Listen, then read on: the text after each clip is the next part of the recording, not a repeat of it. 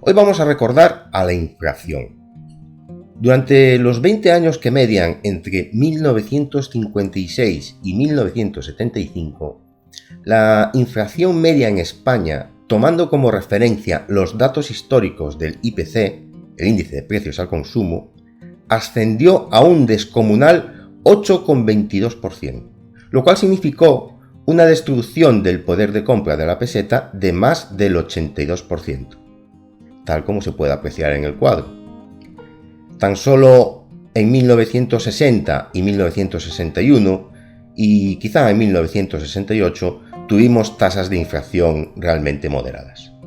Esta es la mejor época del franquismo, los años dorados del caudillo.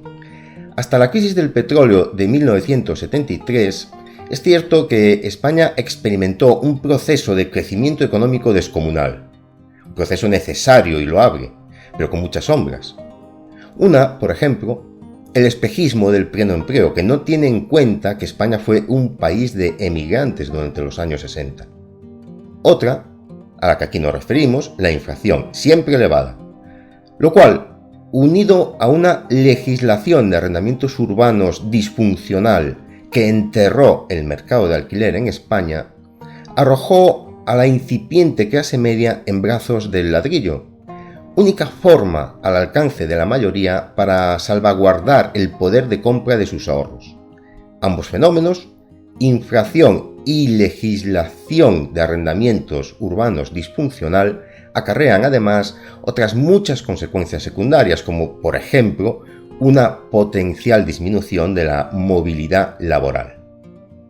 Por otro lado, en estos 20 años, Alemania experimentó una inflación media del 3,29%, lo cual dista mucho de ser un escenario halagüeño y desmiente el mito de la inflación baja o inexistente en la Alemania de la posguerra.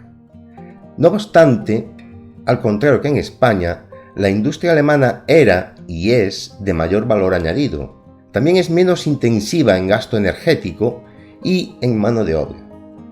Recordemos que, por norma general y también por desgracia, la industria española compite más en costes que en valor añadido.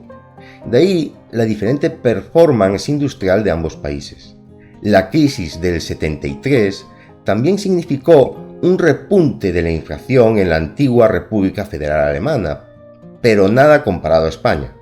Aún así, el marco alemán perdió casi un 50% de su poder de compra, como se puede observar en el cuadro comparativo con España. El posfranquismo, la transición y la posttransición, es decir, los 10 convulsos años que median entre 1976 y 1985, que es el año previo a la entrada de España en la Comunidad Económica Europea, son también desastrosos en términos de inflación. De media anual, atención, un 15,14% y una destrucción de casi el 81% del valor de la peseta en tan solo 10 años. Peor que Franco. Adquirir un inmueble en esta España negra no era desde luego ninguna locura. En Alemania, también en estos 10 años, la inflación media anual fue superior a la precedente de los 20 años anteriores, un 3,81%, bastante elevada, pero desde luego no un desastre como la española. El marco perderá más de un 32% de su valor. Las distintas fortalezas de cada economía y su estructura productiva, así como la seriedad de sus respectivas autoridades monetarias, pueden contribuir a explicar estas disparidades. En el cuadro se pueden observar las diferencias entre España y Alemania. En los 16 años que median entre la incorporación de España a la Comunidad Económica Europea y la entrada en circulación de la nueva moneda única europea, es decir, el euro, nos referimos a los años 1986-2001, las cosas en términos de inflación mejoran. Mejoran de horrible o desastre a malo o muy malo. Ahora la inflación empieza a ser contenida y de media solo, y este solo entre comillas, será de un 4,55%. lo cual significa que queda pulverizado más del 52% del valor de la peseta. Es a partir de 1996 que podemos decir que empieza a vislumbrarse un cierto control de la inflación.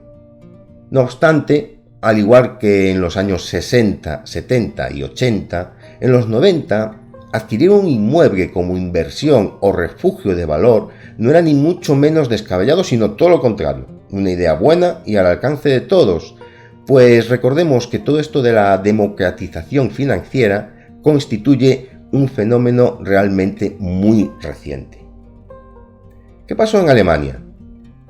Pues en estos años, la República Federal Alemana tiene que lidiar con el marrón de la unificación y la pesada digestión de la atrofiada, contaminante e ineficiente economía de la República Democrática Alemana, que en paz descanse. De media, sin embargo, la inflación será más baja, una media anual del 2,11%, y el marco se depreciará un 29%, una cifra que se adelanta a la futura baja inflación de la época euro. En 2002 comienza la etapa euro y podemos comparar a España y Alemania mejor a través del IPCA, el índice de precios al consumo armonizado, pues ambos países comparten divisa. No obstante, la comparación usando el IPC también da unos datos muy similares. Bien, pues por mucho que se despotrique del euro, los 20 años que median entre el 2002 y el 2021 son, y con mucha diferencia, los mejores años de la historia moderna de España en términos inflacionarios. De media anual, la inflación ha sido de un 2,05%, devorando más del 34% del valor del euro en España, pero a años luz de los desastres de las 3 épocas precedentes. Por su parte, Alemania sigue haciéndolo mejor y su inflación media será de apenas un 1,60%, erosionando el poder de compra del euro en casi un 28%. La inflación con el euro ha sido un fenómeno asimétrico en España. Por ejemplo, entre 2002 y 2012, es decir, antes de la crisis de deuda soberana, la inflación media ascendió a un 2,84%. Entre 2013 y 2020 lo fue en un 0,40%. En Alemania fue un 1,75% para el periodo 2002-2012 y un 0,89% de media anual para el periodo 2013-2020, menos asimétrico que en España. Son por tanto los 8 años que median entre 2013 y 2020 los que han colocado en la cabeza del inversor español la idea, puede que precipitada, acerca de que la inflación había muerto y que la tecnología contribuiría todavía más a crear una economía deflacionaria. Pues históricamente no ha sido así, ni siquiera para Alemania, sobre todo en los años 60-80. La regla general ha sido siempre la inflación, con la peseta primero y con el euro después. El matiz estriba en la magnitud de la inflación, un desastre con la peseta y soportable con el euro. Recordemos que proyectar la tendencia pasada reciente al futuro no solo puede ser contraproducente en términos bursátiles, sino también macroeconómicos. De hecho, entre 2002 y 2007, que es un ciclo económico expansivo antes de la crisis inmobiliaria, o si se prefiere 2002-2008, la inflación media anual en España fue de un 3,45% o un 3,16% respectivamente, una cifra relevante, aunque no desastrosa. En Alemania, entre el 2002-2007 fue del 1,85% y entre el 2002-2008 fue del 1,74%. Si el nuevo ciclo bursátil alcista y suelo de la gran recesión comienza en 2009, la nueva época, 2009-2020 o incluso 2008-2020, arroja tasas medias de inflación en España muy bajas, del 1,03% o 1,06% respectivamente. En Alemania, un poco más elevadas, un 1,18% o un 1,17% respectivamente. Por tanto, el año 2021, y todo apunta a que también el 2022, constituyen por el momento excepciones a la evolución de la inflación bajo la égida del euro.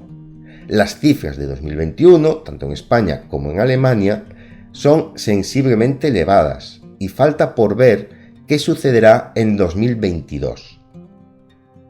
Al margen, claro está, de las causas subyacentes que están provocando este incremento del IPC. Como suele suceder cuando las cosas se tuercen, ahora más que nunca vuelven a la carga los adalides de la soberanía monetaria. Con el euro no cabe la devaluación externa de la divisa, y solo cabe la interna, por ejemplo, vía salarios. En 1959, 1967, 1976, 1977, 1982 y 1992 ya se devaluó la peseta a efectos de hacer más competitiva nuestra economía y exportaciones. Probablemente es la inversión en I+D y en formación, políticas que necesariamente exigen el compromiso político a largo plazo, y no los artificios monetarios, lo que mejore la calidad de una economía, haciéndola virar desde la competencia en costes a la competencia en valor añadido. Bien, pues para estos nostálgicos recordemos los 11 peores años de la historia económica española en términos de inflación, que son los que median entre 1973 y 1983, periodo en el cual nunca la inflación bajó de los 2 dígitos, alcanzando de media anual un 16,39% y destruyendo en tan solo 11 años más del 86% del valor de la divisa. Como para no meterse en ladrillo, querido inversor. Ahora, todos vagan desconsolados, sollozando por las altas cifras de inflación, pero lo cierto es que de otras peores hemos salido, tanto españoles como alemanes. Así que no perdamos la perspectiva y no olvidemos que, al menos en España, con el euro se vive mejor. Si quieres conocer qué es y cómo funciona la gestión pasiva o indexada, puedes comprar nuestro libro La Guerra Financiera Asimétrica, número 1 en venta en Amazon. Podrás averiguar cuáles han sido los resultados históricos de este estilo de inversión. Tenéis el enlace en la descripción del vídeo. Y si queréis el libro gratis, solo tenéis que abrir una cuenta en MyInvestor y contratar cualquiera de sus productos.